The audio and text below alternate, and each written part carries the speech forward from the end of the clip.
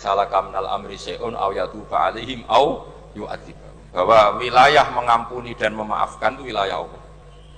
Bismillahirrahmanirrahim. Makanya saya mohon siapapun yang mencintai agama ini harus banyak baca. Jangan nuruti emosi, kemudian emosi itu di atas namakan agama. Di Sahih Muslim itu ada cerita, ini termasuk hadis pegangan kan Sahihain Bukhari Muslim. Itu ada cerita seorang sujud sama Allah itu kan banget baiknya, sangat baik. Kemudian yang sujud ini diinjek oleh pemuda yang nakal, diinjek. Ketika diinjek, yang sujud spontan ngomong begini, fa wallahi la yaghfiru Allahu laka, demi Allah, Allah tidak akan maafkan kamu. Di luar dugaan, tentu kalau nggak ada sanad, omongan ini normal karena nginjek orang apa? Sujud. Tapi di luar dugaan, Allah mewahyukan ke Nabi di zaman itu, disuruh bilang sama orang yang sujud itu, Allah ngendikan, manggal ladzi yata'alla alayya alla aghfira li fulan faqad ghafartu lahu wa ahbattu amalah.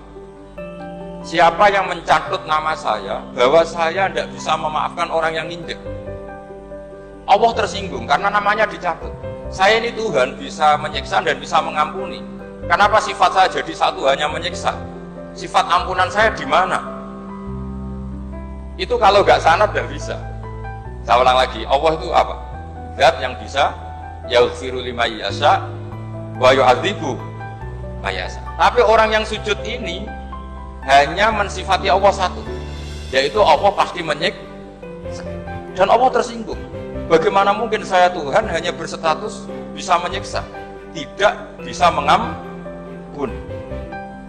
Akhirnya orang ini disalahkan, malah yang sujud tadi bilang ke orang itu, sujudnya saya hapus pahalanya, dan yang injek saya hapus dosa.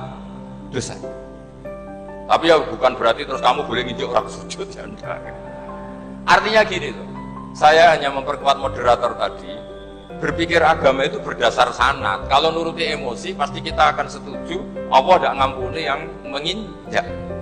Tapi berdasar sanad, berapa orang yang dulu melukai Nabi, bahkan punya niat membunuh Nabi, akhirnya ditobati oleh Allah Subhanahu wa Ta'ala. Siapa yang nggak tahu cerita Suraqah, orang yang niatnya bunuh Nabi, ditobati Allah. Siapa yang nggak tahu cerita Khalid bin Walid, orang yang punya konsep untuk mengalahkan Nabi di perang Uhud, juga akhirnya masuk Islam dan diampuni Allah. Banyak lagi tokoh kafir yang dulu musuhi Nabi akhirnya ditobati oleh Allah.